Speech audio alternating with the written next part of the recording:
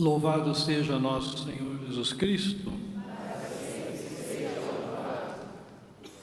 Caro Dom Luiz, nosso bispo emérito, que veio hoje aqui estar com a gente, muito obrigado pela presença, os padres concelebrantes, os nossos seminaristas, né, que vieram junto com o reitor. Parece que até a paróquia do reitor do seminário está aqui também, né? Isso, marcando presença, que bom. Porque essa missa ela foi programada um pouco, como a gente sabe, né, às pressas, né? E hoje é dia de trabalho, mas aqui nós representamos um pouco a diocese, mas nas paróquias também estão celebrando este dia de alegria pela eleição do novo Papa. Como se chama? Leão XIV. A gente ainda vai confundir às vezes, né? Mas é Leão XIV, né? E nessa celebração, onde Jesus, no Evangelho, se apresenta como o pão da vida, o pão descido do céu.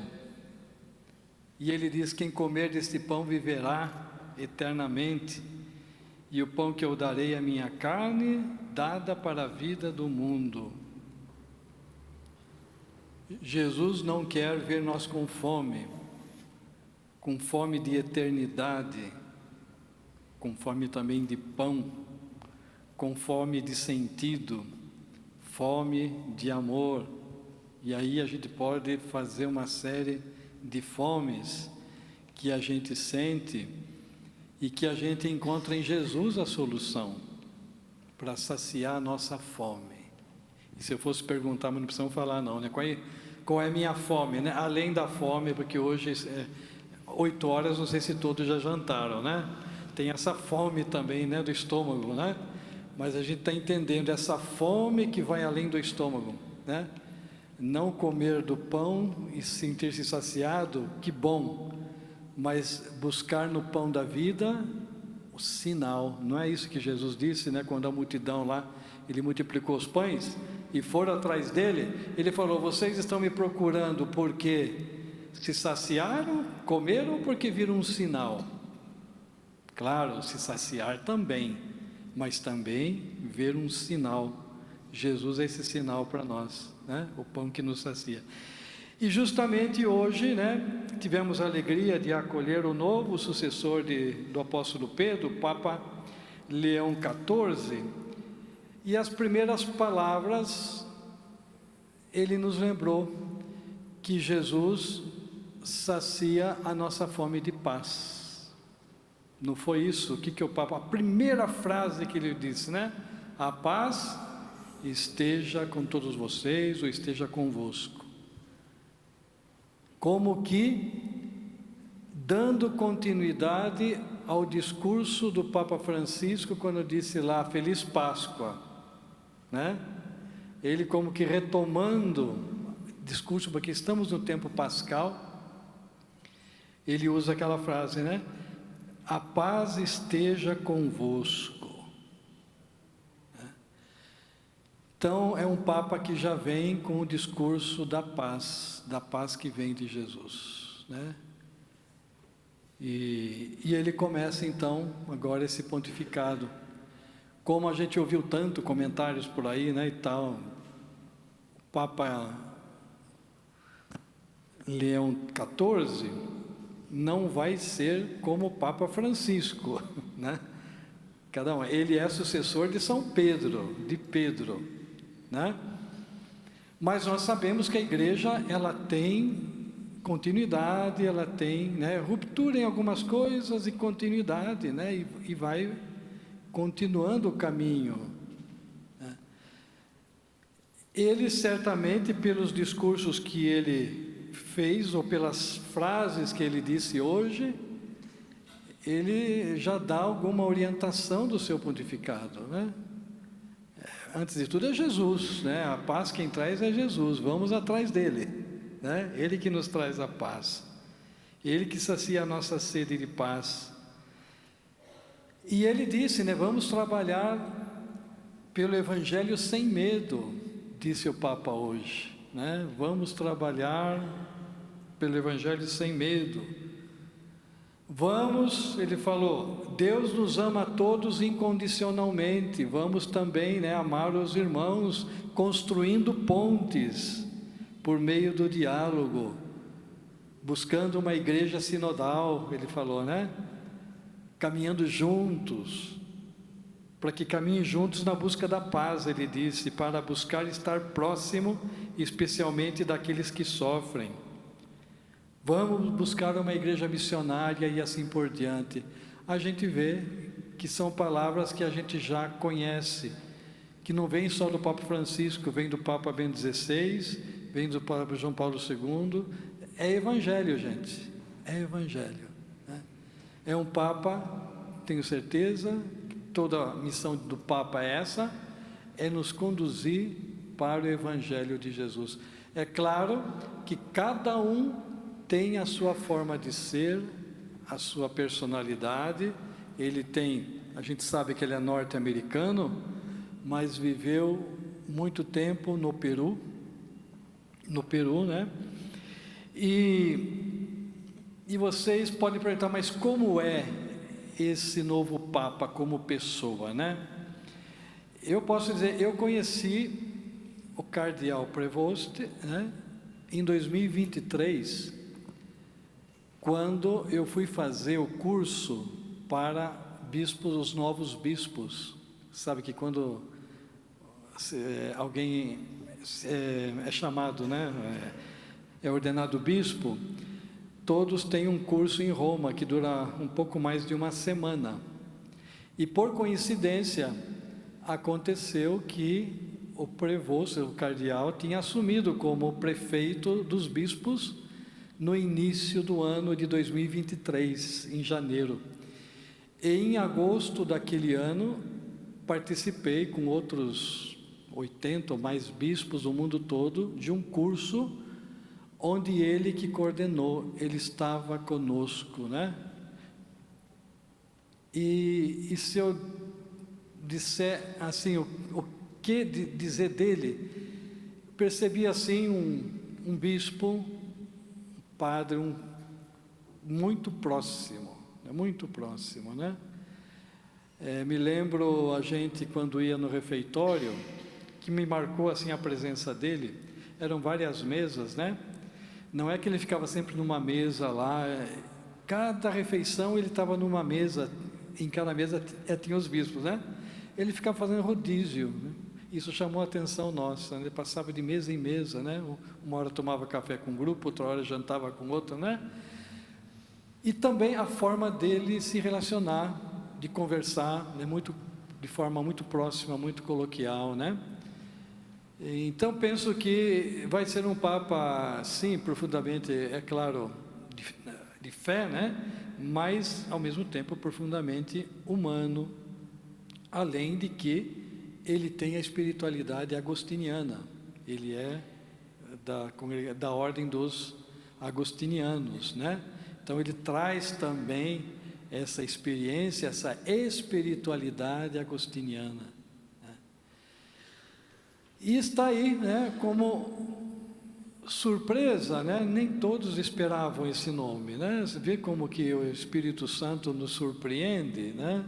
Até os que estavam transmitindo ficaram meio sem jeito, alguns não sabiam quem era, né, na hora que falou o nome, né? Porque de fato existe surpresa, gente, nada está determinado. A vida da igreja não é como as eleições políticas em que se faz as pesquisas de boca de urna, depois dá aquela relação e mais ou menos coincide quem vai ganhar. Não é assim. Não é assim, né? Muitos fazem essa leitura da eleição. É outra coisa, claro, quem não é de igreja, quem não participa não entende essa caminhada, né?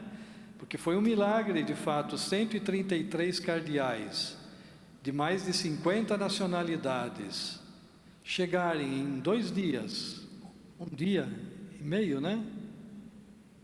No resultado, né, ele teve pelo menos 89 votos de 133, 90 votos, vamos dizer, 89. É algo de Deus, né, que nasceu ali da comunhão, da reflexão, né? E isso nos alegra, né?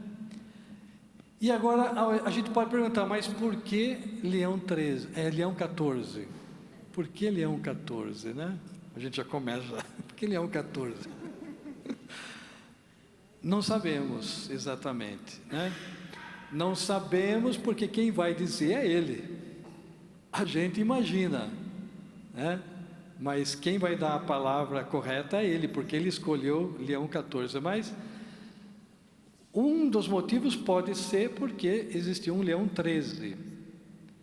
O Leão 13 foi o leão da passagem do século XIX para o século XX.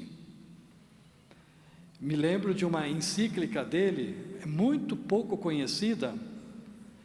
Nós da família Paulino, os paulinos conhecemos porque influenciou muito o padre Alberione, que hoje é beato. Se chama Tametsi Futura, essa encíclica do Leão 13, que era da passagem do século XIX para o século XX. Essa encíclica, uma carta, né, que ele escreveu para o mundo, muito curta, mas ele dizia para o novo século começar a luz de Jesus, caminho, verdade e vida, né? E convocou toda a igreja a fazer na passagem do século adoração eucarística naquela noite, para que o novo século começasse nos passos de Jesus, caminho, verdade e vida, né? Quer dizer, aí um pouco podem ir buscar lá, Tametsi Futura, é uma encíclica do Papa Leão 13, e tem outras coisas que ele escreveu. Mas outra encíclica que eu gostaria de chamar a atenção, que pode ser também que influenciou a escolha do nome, é a Rerum Novarum, que é aquela encíclica que o Papa, pela primeira vez, né, trata das questões dos operários, né?